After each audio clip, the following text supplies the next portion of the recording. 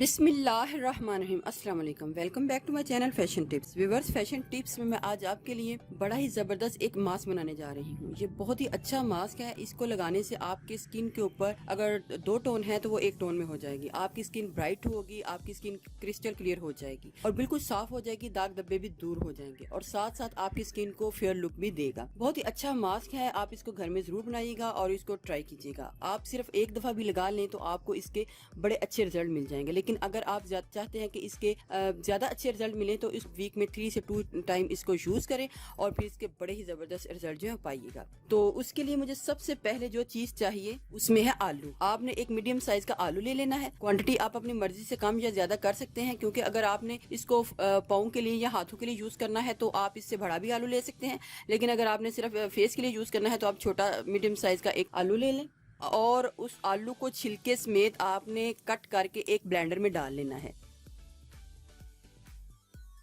उसके बाद हमने 1 टेबलस्पून योगर्ट यानी कि दही को ऐड करना है। दही जो है आपकी स्किन को फेयर एंड ब्राइट करेगा और इसके साथ साथ आपकी स्किन के ऊपर एक बड़ी ही खूबसूरत शाइन भी लाएगा। इसके बाद मुझे फ्रेश एलोवेरा जेल चाहिए, तो आपने लीफ से फ्रेश एलोवेरा जेल को ले लेना है और इसका एक छोटा सा पीस जो है वो भी डाल लेना है। अगर आप सिर्फ फेस के ऊपर लगा रहे हैं तो मैं इसके लिए इतना ही डालूंगी, लेकिन अगर आप ज्यादा बनाना चाह रहे हैं तो मैं फिर ज्यादा डालूंगी। लेमन ले लें, हाफ लेमन को कट करके इसके बीच में डाल लें या फिर 1 टेबलस्पून लेमन को ऐड कर सकते हैं। 1 टेबलस्पून हमने लेमन जो है इसके बीच में ऐड कर लिया है।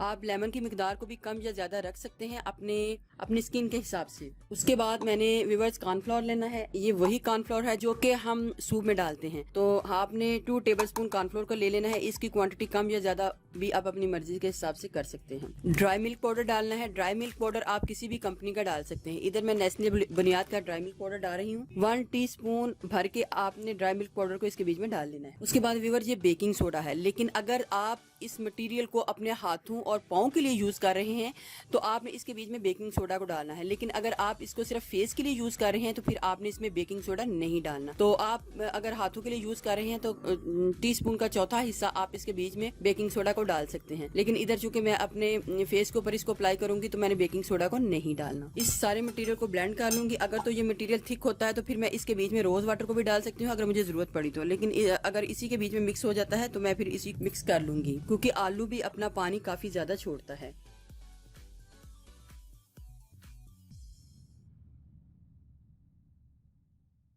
ये आलू का मास्क है। आपने इसको किस तरीके से अप्लाई करना है, आपने सबसे पहले आलू का मास्क जो है लेना है और अपने फेस के ऊपर या हाथों के ऊपर जिधर भी आपने इसको अप्लाई करना है आपने इसको इस तरीके से अप्लाई कर लेना है। आप इसकी कंसिस्टेंसी थोड़ी सी थिक भी रख सकते हैं कॉर्नफ्लोर को और ऐड करके।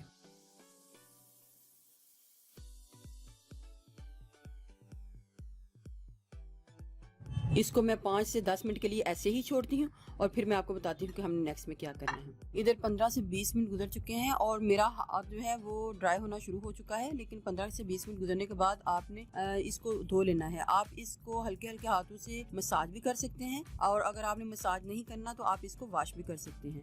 मैं हल्का सा इसको 1 मिनट के लिए मसाज करूंगी और ये जो आलू का सारा पानी है ये हमारी स्किन के अंदर अब्जॉर्ब हो चुका है। 1 मिनट मसाज करने के बाद अब मैं इसको अपने हाथों को नॉर्मल पानी से धो लूंगी। व्यूअर्स, अगर आपको मेरी ये वीडियो अच्छी लगी तो मेरे चैनल को सब्सक्राइब कीजिएगा और जिन्होंने ऑलरेडी सब्सक्राइब किया उनका बहुत बहुत शुक्रिया। मिलते हैं एक न्यू वीडियो के साथ। अल्लाह हाफिज।